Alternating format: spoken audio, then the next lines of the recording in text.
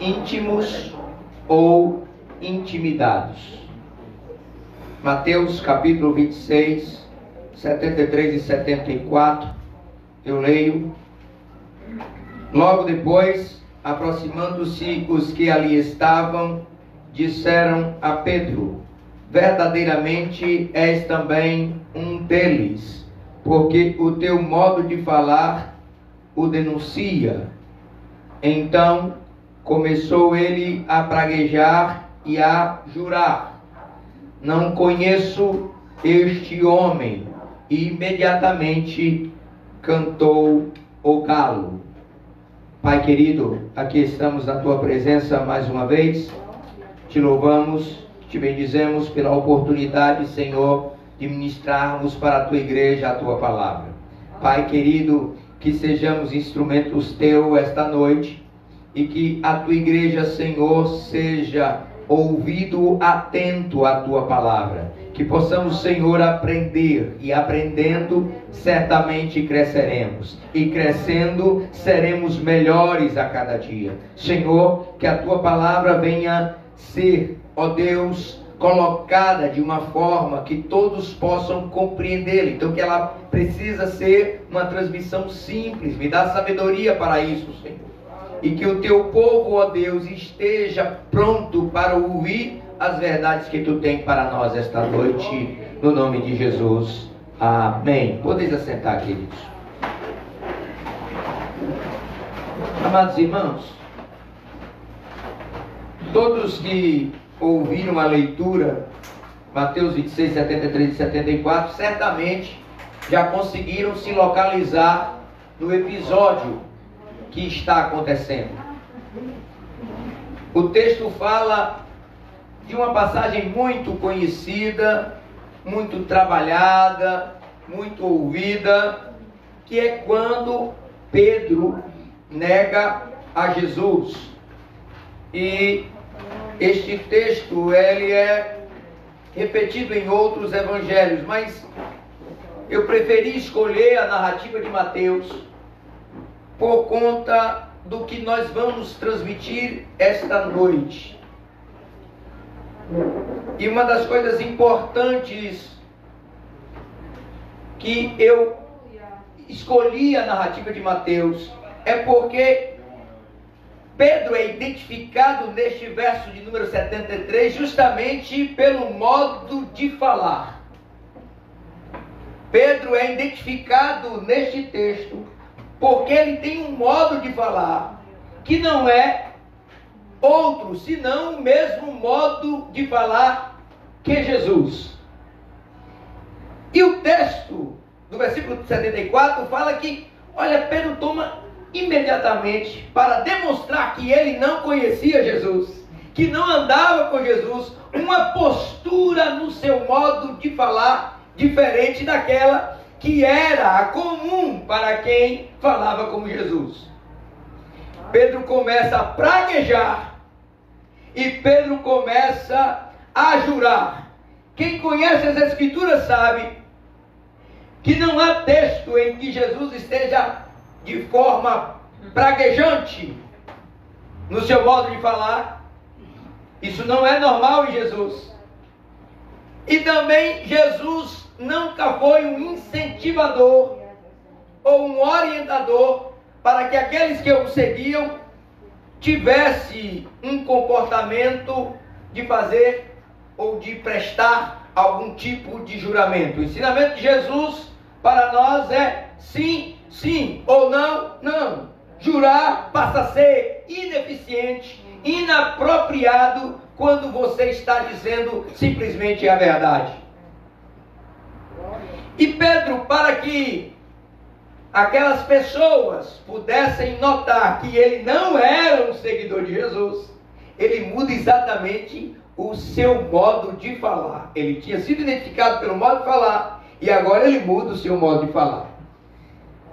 Amados irmãos, escolhemos o texto e essa narrativa de Pedro, não que ele tenha sido o único que tenha tido um comportamento de intimidado nas Escrituras, mas porque ele é muito evidente na passagem de Pedro. E a minha pergunta para nós caminharmos é: pode alguém que é íntimo estar intimidado por ser íntimo daquela pessoa? Será que é possível? O que é ser íntimo? A natureza íntima de um ser. Então, é aquilo que é meu, que é interno, que é intrínseco, é o meu íntimo. Quando eu digo que eu sou íntimo de alguém, ou que eu tenho intimidade com alguém, eu estou dizendo que eu sou mais próximo daquilo que aquela pessoa é na sua essência. Eu conheço de forma íntima. Eu trato com ele de forma, não é simplesmente conhecer, andar junto, saber alguma coisa específica daquela pessoa, não. Ser íntimo de alguém, ou ter intimidade com alguém, é ter um relacionamento tão próximo, tão perto, que não há segredos, que não há algo que possa me fazer estar distante daquela pessoa. E ser intimidado ou estar intimidado é justamente amedrontado, apavorado. Esta é a nosso pensamento para que você possa refletir esta noite. A minha pergunta seguinte àquela primeira, se pode alguém que é íntimo estar intimidado, tem muito a ver com esta segunda pergunta. Você é íntimo de Deus ou está intimidado por servir a Deus?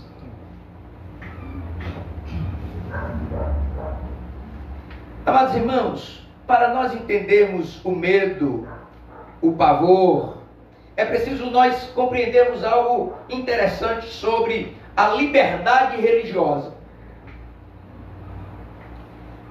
Liberdade religiosa, nós que vivemos num país como o Brasil, até imaginamos que sabemos o que é. Até imaginamos que vivemos uma liberdade religiosa. E ela, para nós, é uma concessão do Estado.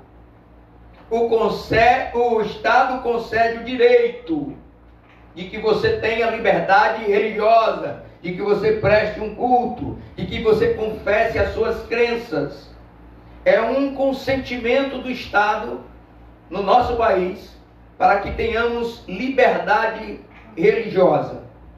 Todas as vezes que o Estado concede liberdade religiosa, ele não concede para uma religião exclusiva, senão não seria liberdade. Liberdade religiosa é que você possa prestar qualquer culto, independente, desde que este culto não viole nada daquilo que você tem dever de cumprir. Por exemplo, se alguma religião do passado, não temos aqui e nem queremos fazer nenhum tipo de analogia com as religiões presentes na nossa nação, mas se alguma religião do passado, hoje, ela sendo efetivamente cultuada, prestada, servida no nosso país, e que nela, no seu culto, fosse permitido o sacrifício de pessoas, esta religião não teria liberdade para acontecer no nosso país, porque ela infringe algo que está superior à liberdade religiosa, que é o direito à vida, e a preservação da vida é um direito adquirido e é um dever de cada um de nós de cumprir. Enquanto a liberdade religiosa, ela dá direito a qualquer religião acontecer em um lugar, como no nosso país, quando o país não tem liberdade religiosa, Ou se coloca uma religião, ou não se tem religião nenhuma liberada para ser praticada. Mas eu queria, queridos irmãos, falar um pouco ainda sobre essa questão de nós termos liberdade religiosa no nosso país. Aqui, eu preciso respeitar a religião das outras pessoas. Mas respeitar a religião de outro não significa concordar com ela. Não significa consentir como que ela também fosse uma alternativa. Eu preciso compreender que mesmo vivendo em um país que concede a todos sua liberdade religiosa, eu não posso ser intimidado pelo Estado, que me garante liberdade religiosa, mas não me obriga a concordar com nenhuma religião. E muitas vezes, nós estamos sendo obrigados e intimidados a fazer ou concordar com determinadas situações. Mas eu quero... E quando você não concorda, quando você se manifesta contrário, logo alguém pode lhe chamar de intolerante ou fundamentalista. Amados irmãos, eu quero deixar claro a todos os que me ouvem aqui esta noite, e a todos que me ouvirão de outras formas, que o cristianismo ou o evangelho, se nós quisermos chamar de religião, ela é fundamentalista. Mas um dos fundamentos deste evangelho, desta religião, um dos fundamentos é conceder a todos liberdade religiosa. Por isso eu estou tendo um pouco de dificuldade de chamar o evangelho de cristianismo neste primeiro momento, e você já vai entender. Porque o evangelho, como doutrina fundamental, e eu, como bom fundamentalista que sou do evangelho, porque eu sou fundamentalista, eu preciso compreender que a liberdade religiosa é um pressuposto concedido como fundamental pelo evangelho. Então, nenhuma religião, mesmo que ela se diga cristã, e que ela é imposta, ela não pode ser considerada uma doutrina fundamentalista do evangelho. Por quê? Porque Mateus 16, 24 é um texto muito claro, muito simples, e que você vai entender agora. Então disse Jesus está pregando o evangelho, Jesus está ensinando o evangelho, e ele está dizendo algo que é fundamental no evangelho. Então disse Jesus a seus discípulos: se alguém quer vir após mim, se alguém quer vir após mim. Não diz, se o Estado forçar alguém a ser desta religião, se alguém forçar alguém a cumprir os ritos desta religião. Não é isso que Jesus ensina. E é por isso que eu não quero chamar o evangelho nesse primeiro momento de cristianismo, porque em algum momento da história o cristianismo forçou, o cristianismo quis impor nas pessoas a aceitação daquilo que eles pregavam. E isto não é o evangelho, porque Jesus disse que é quem quiser vir após mim. Vocês estão entendendo isso aqui? Então, é fundamental que o evangelho disponha liberdade para todos. Liberdade para todos é uma disposição fundamental do Evangelho. Então disse Jesus a seus discípulos: se alguém quer vir após mim, negue-se a si mesmo, tome a cruz e siga-me. Veja bem, se alguém quiser vir após mim, ele precisa querer primeiro. Ele precisa querer. Precisa ser voluntária a decisão de querer. Depois, precisa ser voluntária a decisão de negar-se a si mesmo. Agora, não mais vivo eu, mas Cristo vive em mim.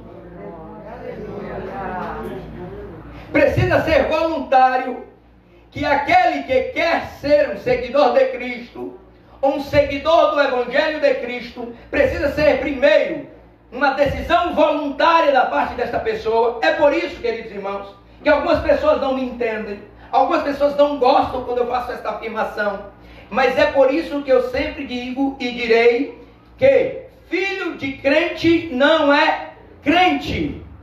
Verdade. Por quê? Porque enquanto eu trago os meus filhos como obrigação que tenho, enquanto eu ensino os meus filhos o caminho correto, enquanto eu não dou o direito a eles de decidirem livremente e voluntariamente, enquanto isso, eles só são meus filhos e são filhos de crente. E eu coloco a minha autoridade como pai. Mas meus filhos serão crentes no dia que eles voluntariamente decidirem seguir a Jesus, negar-se a si mesmo e tomar a sua cruz. Aleluia. Para você entender isso aqui? Glória a Deus. Enquanto meus filhos, eu me sinto compromissado a ensiná-los a verdade. Mas em algum momento a decisão precisa ser dele, própria. Ele vai dizer: eu quero servir a Jesus. E Jesus está dizendo para eles: então negue-se a si mesmo. Guarde o negue-se a si mesmo, porque daqui a pouco tem mais alguma coisa para a gente entender aí. Então, no Evangelho de Cristo, liberdade é fundamental. Não é porque o Estado me dá o direito ou me dá a obrigação de respeitar as outras religiões que eu respeito. Eu respeito porque o Evangelho de Cristo me diz que aquele homem, aquela mulher que não faz parte do meu conglomerado, da minha seita, da minha religião, aquele homem tem direito de não ser. Aleluia. Mas, queridos irmãos, preste atenção nisso aqui. Ter liberdade para escolher seguir a Cristo não é igual à liberdade de seguir como quiser. É verdade. A liberdade para servir a Cristo, se quiser, não é igual à liberdade de servir a Cristo como quiser. E aí que algumas pessoas não entendem. O Evangelho é uma pregação para aceitação voluntária. Mas a partir do momento que você decide seguir a Cristo, tem um negócio para você fazer. Aleluia. Tem regra, Aleluia. tem forma, tem modelo, tem jeito certo e jeito errado. As pessoas imaginam que, porque há liberdade no Evangelho, que eu posso fazer do jeito que eu quiser. Este é outro engano. Então estamos desfazendo aqui dois enganos. Primeiro, só se pode servir a Cristo verdadeiramente se você quiser. Ninguém consegue servir a Cristo de verdade se não quiser. Não consegue servir a Cristo porque o meu marido é crente. Não se consegue servir a Cristo assim. Não se consegue servir a Cristo porque a minha esposa é crente, então eu vou também. Não se consegue servir a Cristo verdadeiramente assim. Porque para servir a Cristo é preciso querer em primeiro lugar. Quem quiser vir após mim. Imediatamente estamos desfazendo um outro, que é: não se serve a Cristo porque tenho liberdade de servir, se quiser, do jeito que eu quiser. Porque eu preciso negar-se a mim mesmo. A partir do momento que eu nego a mim mesmo, eu já não posso servir a Cristo verdadeiramente do jeito que eu quiser. E sempre foi assim, nunca foi diferente. Ruth capítulo 1, versículo 16, é um texto muito interessante. Porque ele fala da decisão voluntária de Ruth a seguir Noemi. A outra, Ofrá, se não me engano, não quis seguir. Não quis ir, voltou para a sua terra. Já Ruth toma uma decisão voluntária. Inclusive, Noemi quer orientá-la para não segui-la. Essa é a orientação de Noemi. Não, vai para a terra dos teus pais, serve lá os teus deuses. E Ruth, disse porém Ruth, não me instes para que te abandone e deixe de te seguir-te, porque aonde quer que tu fores, irei eu, e onde quer que pousares, ali pousarei eu. O teu povo é o meu povo, e o teu Deus é o meu Deus. Glória. Ela quis. Agora, quando chegou lá em Israel, ela tinha que fazer como Noemi mandava. Está para entender isso aqui? Ela tinha que fazer conforme se fazia em Israel. Ela tinha que praticar as coisas que se praticavam em Israel. E ela fez voluntariamente. Agora, como é que você pode? Eu quero servir ao Deus de Israel. Mas como é que serve ao Deus de Israel? Quem vai ensinar é Noemi. Não é do jeito que Ruth quiser. Teu Deus vai ser meu Deus, eu faço do jeito que eu quiser, viu? Mas teu Deus é o meu Deus. Não. Olha, vai colher espigas que caírem nos campos, é costume do povo de Israel. Te deitas assim, assim, quando ele te procurar, fala assim, assim. Está entendendo isso aqui? Por quê? Porque tem um jeito certo de fazer. Seguir é voluntário, mas o jeito de seguir é obrigatório. Senão, imediatamente você não está seguindo. Dá para entender isso aqui? E se você não está seguindo, não importa que você foi voluntário, porque você foi voluntário a seguir da forma errada, do seu jeito. Você não se negou. É verdade, aleluia. Glória a Deus. Essa é só uma introdução para a gente entender o Evangelho como ele é. Liberdade é fundamental para se servir a Cristo verdadeiramente. É preciso querer. É por isso que muitos casamentos, queridos irmãos, têm tido problemas. Porque às vezes a pessoa vem para a igreja só porque o outro, o seu par, né, seja o marido ou a esposa, é crente. Aí eu vou também. Normalmente tem problema. Por quê? Porque a outra pessoa que está vindo à igreja, vindo ao culto, se dizendo cristã, ela não está disposta a negar-se a si mesmo. Não foi voluntária a decisão. E aí nós encontramos grandes problemas sociais e familiares por conta destas coisas. Por quê? Porque filho de crente não é crente, nem esposa de crente é crente. Nem o esposo de crente também. É uma decisão verdadeira e livre. Para ser verdadeira precisa ser livre. Mas irmãos, eu falei sobre isso para nós falarmos sobre intimidades. Como é que eu estou? Como é que eu estou vivendo o Evangelho? Eu estou íntimo ou estou intimidado? Nós podemos ser intimidados por muitas coisas. Pelo politicamente correto, que é algo que está acontecendo muito, pelas redes sociais, para agradar o público, para não desagradar aqueles que talvez tenham uma posição hierárquica mais elevada que a minha. Mas sabe o que me deixa amedrontado, queridos?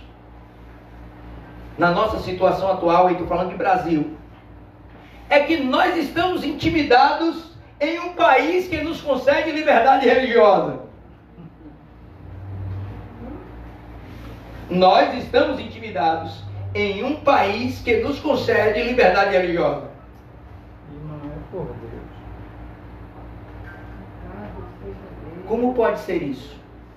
Estamos intimidados, professando uma religião chamada cristã, em que o nosso país é de maioria cristã. Estamos intimidados a si mesmo.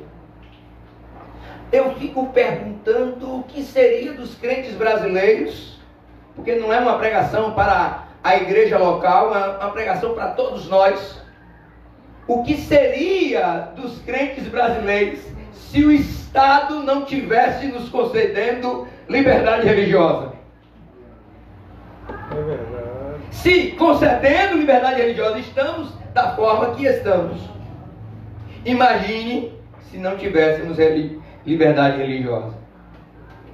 Aí você pensa assim, não, mas eu livremente eu professo a minha fé, eu vou para a igreja de forma livre, ninguém me prende porque eu sou crente. Mas por conta que estamos intimidados, eu vou perguntar: você tem se calado em algumas situações? Você tem se escondido em algumas situações? Você tem ficado sem autoridade em algumas situações? Deixa eu te falar uma coisa. Você está, como eu às vezes, intimidado. Mas eu vou provar. Nos calamos quando mudamos palavras que vamos dizer do nosso vocabulário para que não sejamos processados. Nos calamos quando preparamos alguém, uma celebridade do mundo cristão, vai para uma entrevista em uma situação e lá ele prepara as palavras que vai dizer para não ofender. Nos calamos quando não dizemos na lata que pecado é pecado, e qual é que é pecado e quem é que não é pecado. E por que fazemos isso? Porque estamos intimidados. Lucas capítulo 12, versículo 11 diz assim: e quando vos conduzirem às sinagogas, aos magistrados e potestades, não estejais solícitos de como ou do que haveis de responder, nem do que haveis de dizer. Queridos irmãos, isto aqui, este texto, embora tenha sido aplicado muitas vezes de forma equivocada no nosso meio, dizendo, está vendo que não tem que preparar a mensagem? Isso aqui não é para pregar para crente. Esse texto não é quando você vai pregar para crente, não. Isso aqui é para você falar diante daqueles que estão lhe intimidando. Aleluia!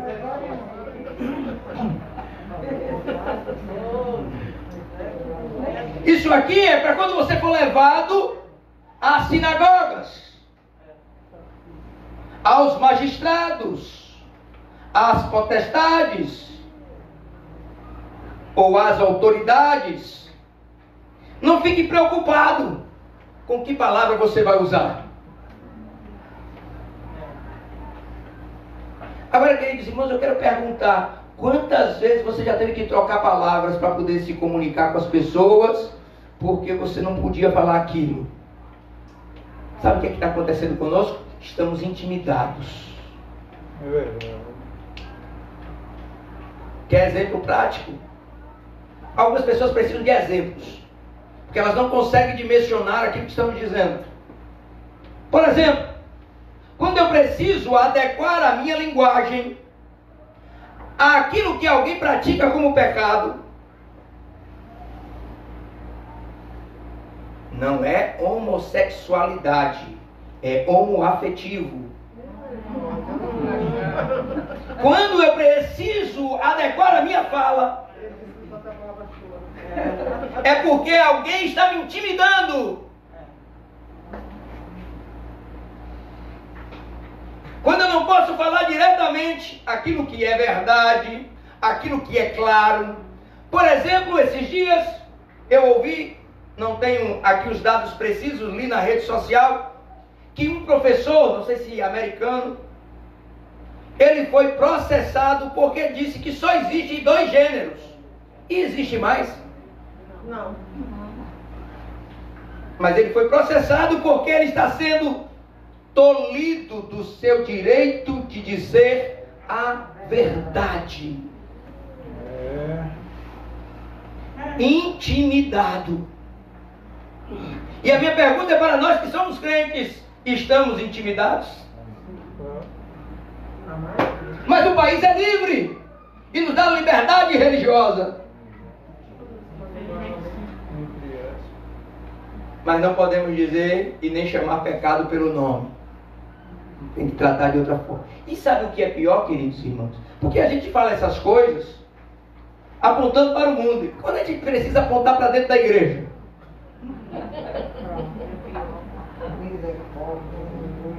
E quando nós precisamos apontar para dentro da igreja, momentos que precisamos trocar as palavras, falar de outro jeitinho, para o crente não se desviar, intimidado,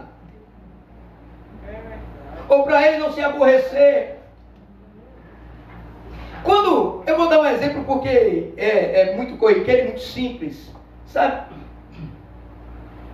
Quando eu preciso dizer que o culto não é mais de doutrina, mas o culto é de ensino, intimidado. Por quê? Porque as pessoas têm uma certa algeriza à palavra doutrina. E eu preciso trocar o nome, bota o nome culto de ensino.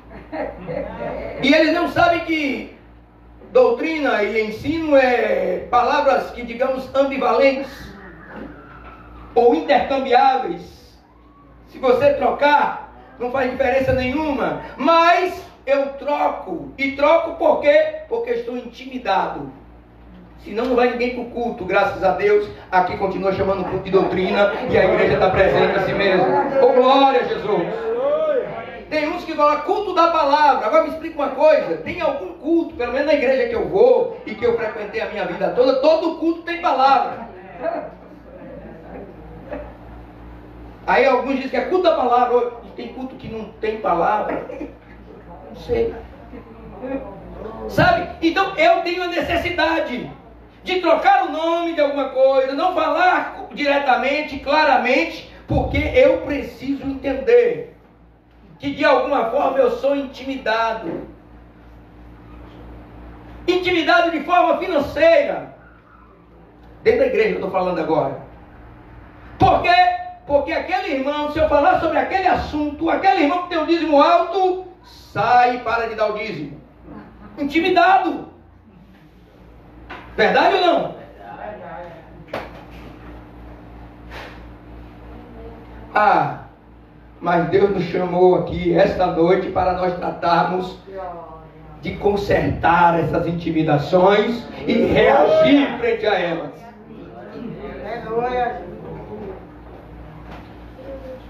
Nos escondemos quando? Mateus 5,16. Assim, brilhe também a vossa luz diante dos homens, para que vejam as vossas boas obras e glorifique a vosso Pai que está nos céus. Assim brilhe também a vossa luz diante dos homens. Esse deveria ser, ou essa deveria ser a nossa prática. Que as pessoas vissem as nossas boas obras. Queridos irmãos, eu quero falar um pouco aqui sobre isto. Por que nós nos tornamos tão reféns da opinião do mundo. E nos tornamos intimidados. Creia o que eu vou lhe dizer aqui. Não é pura e simplesmente por causa de mim ou do que eu sinto que eu às vezes mudo a minha maneira de vestir. É por causa da opinião dos outros e normalmente do mundo. Deixa eu falar uma coisa, porque eu estou na Assembleia de Deus, eu posso falar dessas coisas. Houve um tempo que quando a alma se convertia na Igreja Assembleia de Deus, ela já sabia como tinha que se vestir. Não precisava ninguém ensinar. Sabe por quê? Porque nós tínhamos um modelo característico de vestimento. Não estou aqui querendo trazer velhos costumes e condenações de outrora. Eu só estou explicando uma situação. E o pior é que às vezes a gente mudou a forma de vestir, não é porque gosta de se vestir de outro jeito, não. É porque o mundo quer você se vestir de outro jeito. Verdade. Ele não admite quando uma mulher se veste de forma elegante, não sensual e consegue ficar bonito. Aí ele condena o jeito de se vestir dos crentes. E nós intimidados para atrair, porque senão não atrai, porque senão não se converte. Chega ao absurdo de algumas vezes a gente tem que dizer para as pessoas: não, na Assembleia de Deus não dá mais assim não. Pode fazer essas coisas todas. Você está entendendo o que eu quero dizer? O que eu quero dizer aos irmãos não é se é certo ou errado, é que o pudor, a decência sempre vai ser correta, seja numa calça, seja numa saia. É verdade. Aleluia.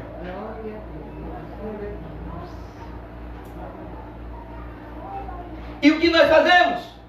Intimidados, porque o mundo chama a gente de cafona. Não, bota aquela roupa daquele modelo que está na moda. Não é assim?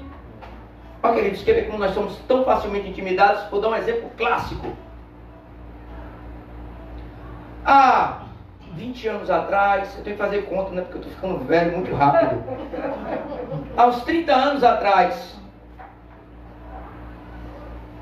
o homem jovem, ele queria ir para praia de sunga e sem camisa. Aí o tempo passa, eu não consigo encontrar um jovem na praia de sunga, todos estão de bermuda.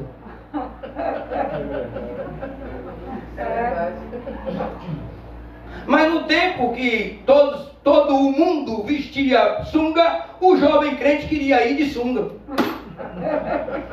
Não é porque ele acha bonito, é porque todo mundo está usando assim. Você está entendendo como é que nós somos intimidados de maneira fácil? Mas a Bíblia está dizendo que a nossa luz tem que brilhar de forma que as pessoas vejam a nossa luz nas nossas obras. O seu jeito de se vestir diz muito sobre quem você é, ou não? Quer que eu vá mais um pouquinho além? Imagina aí de camisa de manga comprida para a praia. Hoje todo mundo vai, eu tenho umas 3 camisas. Proteção contra os raios ultravioleta do sol. Intimidados. Você está entendendo isso aqui? Eu não quero que você pare apenas nas roupas. Espalhe isso para tudo que você vive. Ou trate disso em tudo que você vive. Onde é que você foi intimidado pelo mundo para mudar o seu jeito? Para mudar a forma como você vai para o culto, para mudar a forma como você vai para a igreja.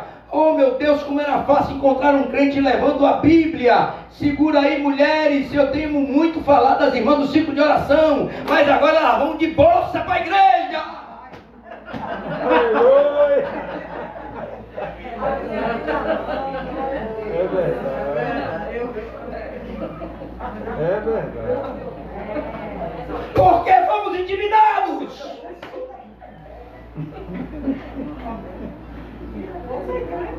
E os jovens? Meu Deus, já era difícil o jovem de vir para a igreja. Agora com a desculpa do celular, meu Senhor da glória. Tem Bíblia no celular. Para que levar uma Bíblia? Para todo mundo ver que eu sou crente. Intimidados, queridos, eu fico perplexo como pessoas de outras matizes, de outras religiões, de outras seitas, eles se vestem e saem pela rua e se acham honrados de estar se vestindo daquela forma. Todo mundo reconhece que ele é daquela religião e ele não fica intimidado. Você já notou isso?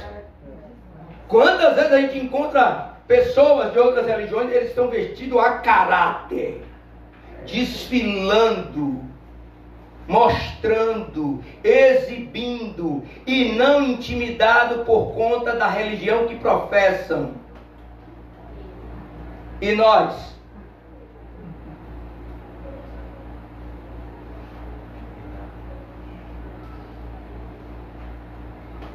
Tem obreiro que para vestir um terno, meu Jesus da glória, todo mundo vai ficar sabendo que ele é crente se andar de terno, não é verdade? Estamos numa situação complicada porque estamos intimidados. Mas vamos continuar aqui agora.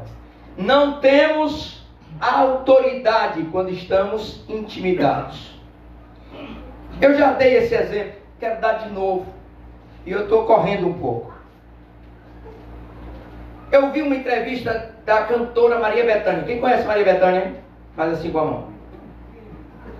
Um dia ela foi homenageada por uma escola de samba do Rio de Janeiro, que ia fazer aquele tipo de homenagem que eles fazem, e o enredo era a vida de Maria Bethânia.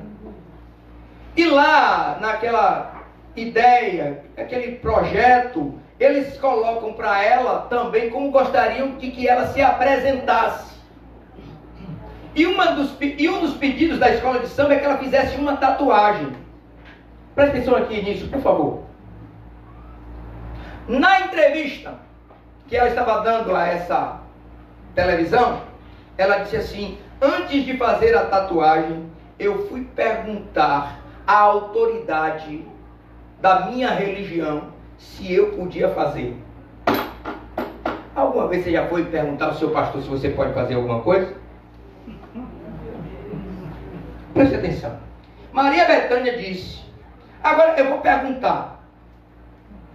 Alguém sabe qual é a religião de Maria Bethânia? Você sabe quantas pessoas dessa mesma matiz, dessa mesma religião têm tatuagens? E podem fazer? Muitas. Preste atenção nisso aqui. Mas Maria Bethânia, para fazer, foi perguntar se podia.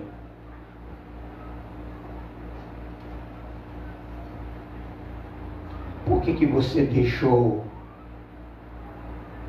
os homens de Deus, perder a autoridade na sua vida? É porque você foi intimidado? Intimidado por alguém que diz assim: na minha vida mando eu, não sei como é que vocês ficam reféns desses pastores. É o mundo entrando e mandando na sua vida e você achando que é o pastor que quer mandar. É o mundo dizendo como você deve se comportar, rebelde. É o mundo. E você, porque está intimidado. Queridos irmãos, eu vou falar uma coisa aqui. Eu anotei, inclusive. Nós temos três grandes religiões monoteístas no mundo. Três grandes religiões monoteístas no mundo. Vou falar pelo tamanho. A ordem é o tamanho que eu vou usar aqui. Primeiro, cristianismo. Segundo, o islamismo. E terceiro, o judaísmo. 3. O cristianismo protestante, isso que me deixa estranhado, é a única delas, é a única religião monoteísta do mundo que o homem bem letrado, conhecimento acadêmico, tem mais autoridade do que o fiel religioso. Você entendeu isso aqui? Se você não entendeu, anote. É verdade.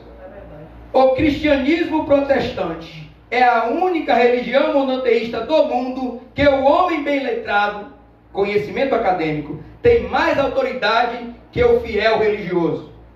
Vá falar, estude o Alcorão 500 milhões de vezes e vá lá dizer ao fiel do Islã que ele está errado, que ele não entendeu direito. Vá lá dizer a ele isso. Ele vai dizer assim: nem direito de falar comigo você tem. Preste atenção. Vá falar com um judeu, sem ser judeu, e sem ser rabino, que ele está errado na interpretação da Torá. Vai lá falar com ele.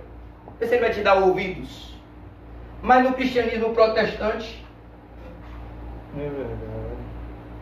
o cara estuda hebraico, estuda aramaico, estuda grego, não confessa Jesus como seu Salvador, nem Deus como Senhor verdadeiro, e ele é chamado para falar sobre cristianismo.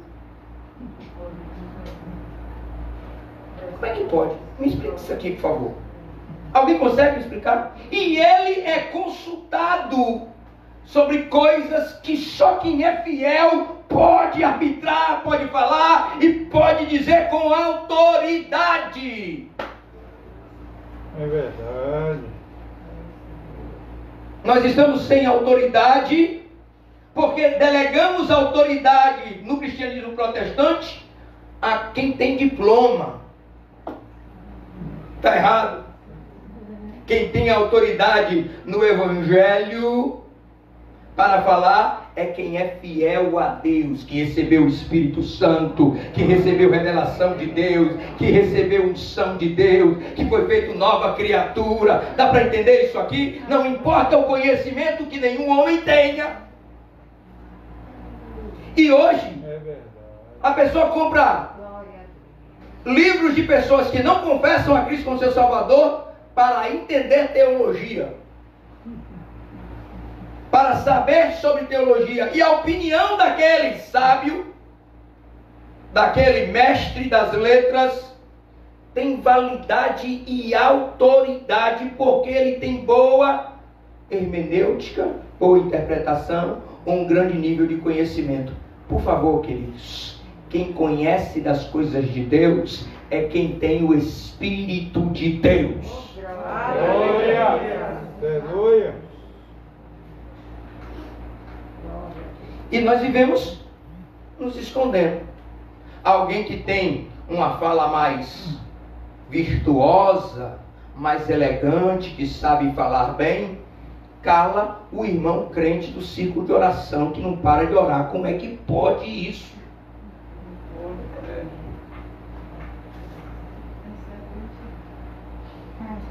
E o irmão fica intimidado, porque eu não estudei o suficiente. Eu não sei, eu não vou entrar nesse assunto não, porque eu não estudei. E aí começa a ouvir a opinião daqueles que têm o conhecimento. Deixa eu falar uma coisa para você que você não sabe do cristianismo.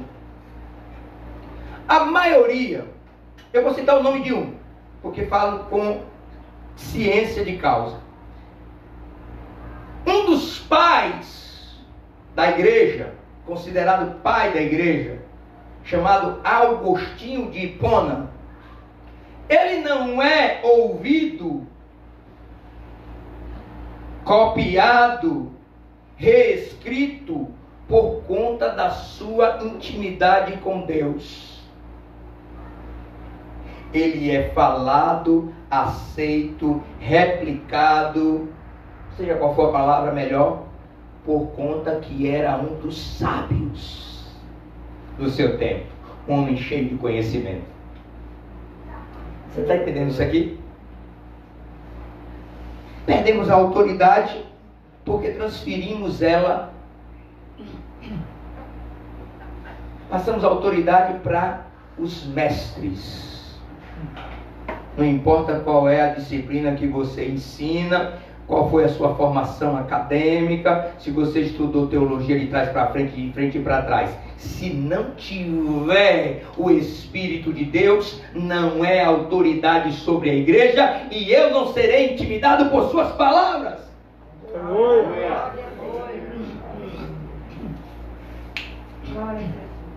Quando somos íntimos, é por isso que eu quero que você possa responder no final, você está intimidado ou está íntimo?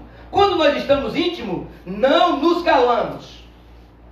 Você lembra de Pedro? Você lembra de Pedro que quando foi visto, quando estava intimidado, respondeu? Não conheço esse homem. Intimidado. Agora íntimo, Atos capítulo 2, versículo 7. E não é só Pedro. Estavam, pois, atônitos e se admiravam, dizendo: vede, não são porventura galileus todos esses que aí estão falando? Não se cale diante dos que sabem mais, professe a sua fé com firmeza, com autoridade, não vamos nos calar. Glória. Você sabe por que eles falaram assim? Não são esses galileus os que estão falando? Algumas pessoas, os letrados, os estudiosos, dizem que a discriminação aqui é porque galileus não podiam falar diversos idiomas. Você sabe disso? Mas não é isso que a Bíblia fala dos galileus. Anote isso aí, depois eu prego essa mensagem, viu? Anote, disseram: não são estes galileus aos quais ouvimos falar na nossa própria língua das grandezas de Deus? Não são eles galileus? A Bíblia não diz que Galileu não podia ser poliglota. A Bíblia não diz que Galileu não podia falar diversas línguas, idiomas. A Bíblia não diz nada disso. Sabe o que é que a Bíblia diz? Quando Nicodemos foi falar sobre Jesus com aqueles homens, e ele foi intimidado, perguntaram a ele assim, preste atenção, por que todos estavam maravilhados daqueles galileus que estavam ali? É porque eles não estavam intimidados, não estavam presos às crendices, ao preconceito. Não é porque eles não podiam falar vários idiomas, não é porque eles não eram poliglotas, que algumas pessoas querem tratar desta forma. Não, eles estavam perplexos porque galileus não podem profetizar. Está na Bíblia. Você não sabe que da Galileia nunca surgiu um profeta? Como é que estes homens estão profetizando? Mas naquele momento íntimo de Cristo, cheio do Espírito Santo, aqueles homens estavam falando das grandezas de Deus e profetizavam. Glória a Deus. O Pedro, que foi intimidado naquele momento, quando negou a Jesus, agora está falando, tagarelando, falando muito. Impossível de conter Pedro. Quem é íntimo não se cala. Glória a Deus. Aleluia. Eram judeus, os homens que tinham alguma autoridade, os escribas, os fariseus, eram eles que estavam dizendo: como é que pode Galileu estar profetizando? Aleluia! Mas o Galileu que negou a Jesus, o Galileu que naquele momento de intimidação recuou, agora está íntimo. Oh, glória a Deus!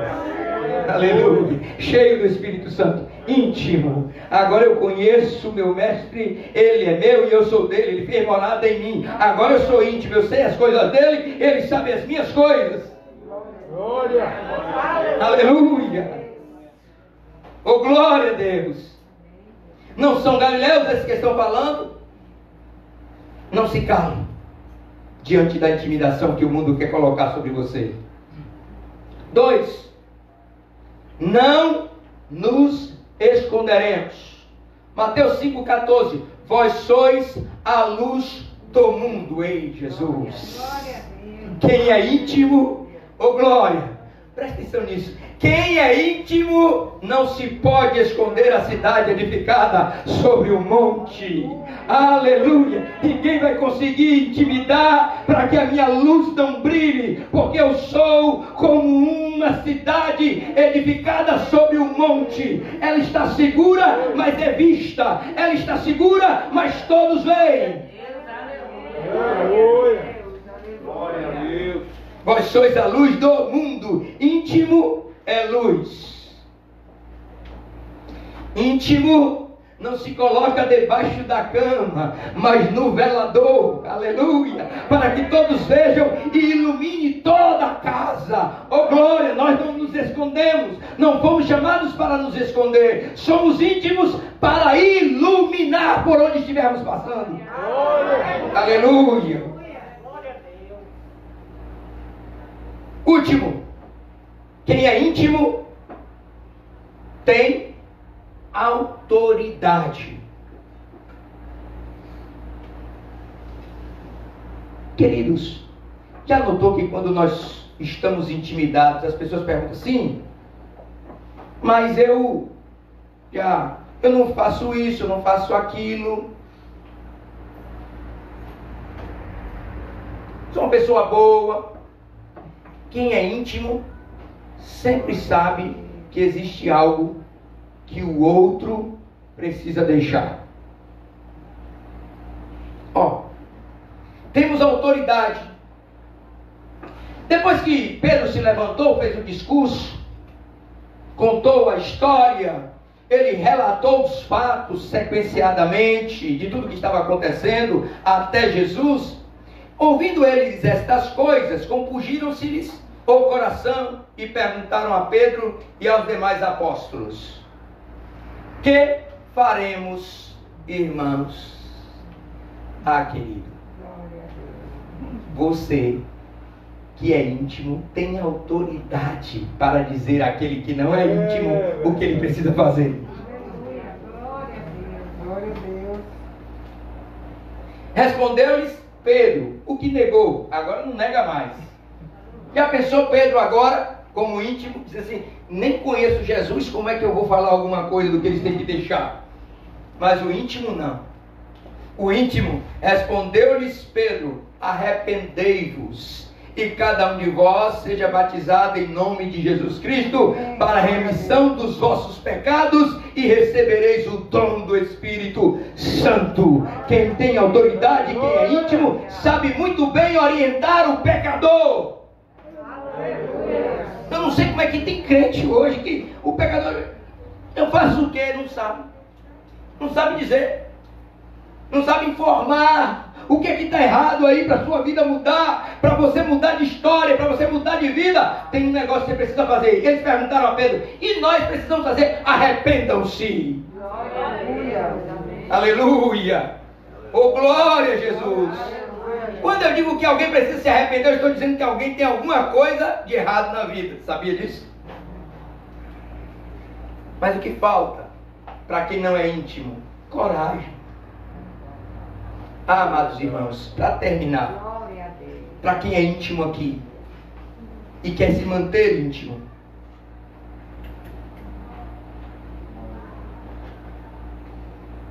sempre haverá naquele que é íntimo algo para dizer ao pecador.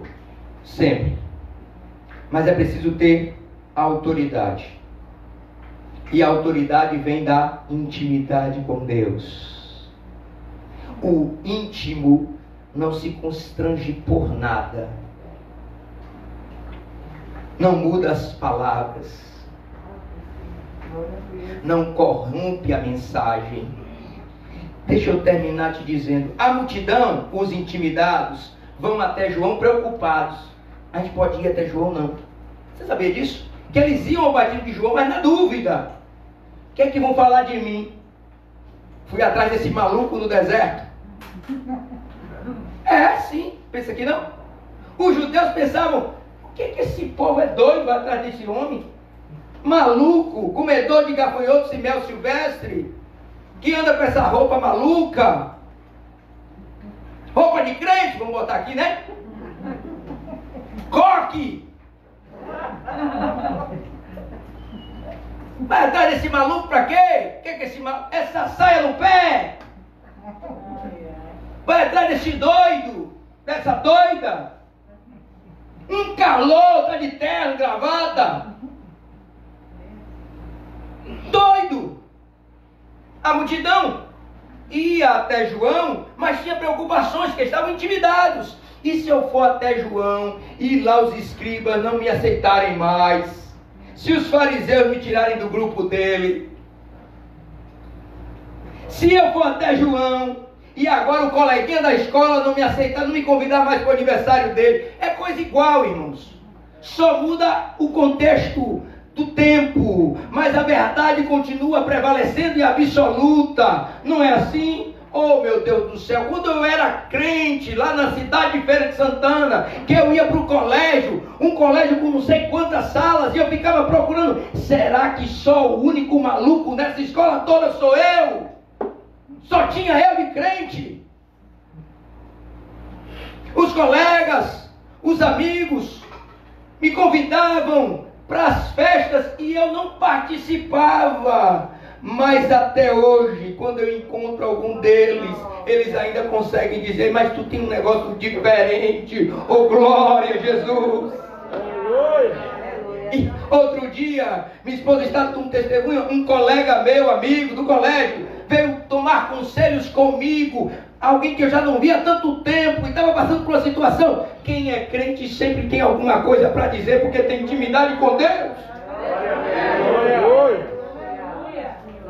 A multidão intimidada não sabia se ia ou se não ia, mas eles iam. Então as multidões o interrogavam, dizendo, que havemos, pois, de fazer, João Batista?